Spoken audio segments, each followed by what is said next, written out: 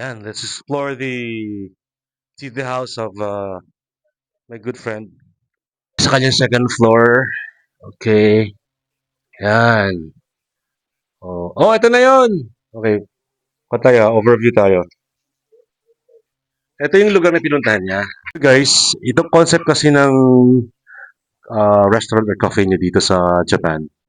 Ang ginawa niya kasi, nag-travel siya mula sa kanyang hometown dito. Ano, travel siya. Sumakay siya ng boat going China. So ito yung nagiging ruta niya noong 2000, early 2000s. Ito yung buong mundo, yan. Paano na yan? So titignan mo yung mapa ng Asia. Talagang pinuntahan niya yan. Nag-learn siya ng luto. Yan.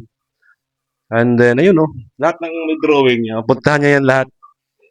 Ayan, di ba? Punta Thailand, Cambodia, lahat dito. Pababa ng Thailand, Malaysia. Ngayon, nung pumunta siya ng Pilipinas, how we met, nangyari kasi, ayan, ito, tapos na nagpunta Kinabalu. Sumakay siya ng boat, going sa Buanga. Dito. Pumunta pa ng Cagayan de Oro. And then, pumunta siya ng Jensan. From Jensan, dito sa Indonesia. So, sa Jensan, sa Pilipinas, doon siya sa amin tumagal ng ilang weeks.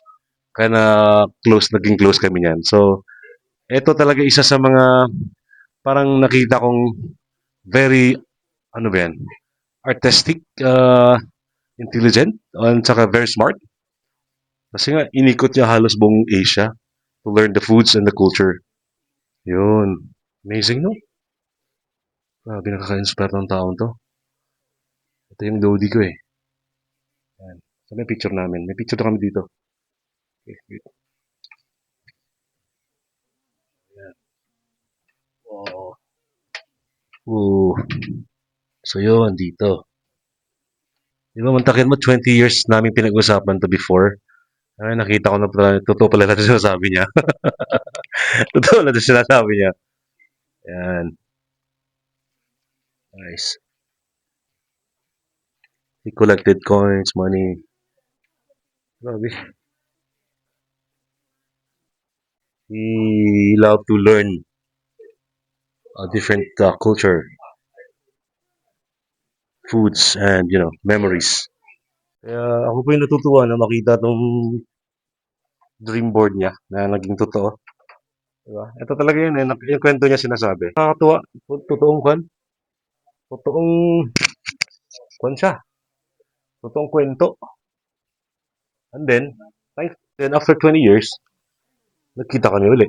So, lahat ng kinakwento niya noon, yun, totoo. So, there's a sincerity sa ng mga pinagsasabi dati. Galing.